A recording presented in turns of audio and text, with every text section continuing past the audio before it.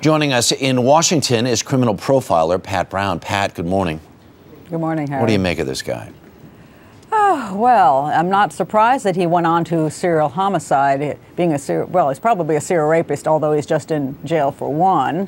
But this is one misconception we have, that a person who is a rapist is not a serial killer. And when you have Mr. Parole Officer come out, he may have said that same thing. Oh, the guy's just a rapist, so there's no need to go into his house to find out if there's any bodies lying around. How likely is it that, wouldn't there be some parole visitation or something? And oh, by the way, I don't know how to put this delicately, but once you have smelled decomposing flesh, it's not something you will ever not recognize again. How does this guy live amongst this and have not anyone in the neighborhood or a corrections officer or somebody identify it?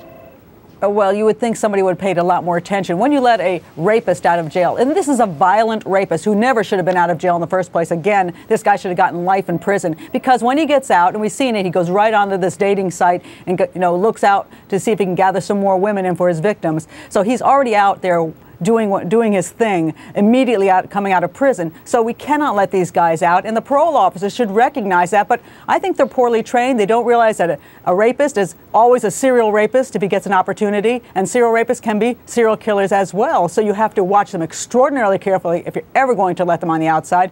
And apparently nobody bothered to actually, after knocking on the door, go in the house and see if anything was up in there. And it's interesting also, I mean, he's hiding in plain sight. The guy goes on the internet, which is open to anybody, and is basically, he's setting a trap.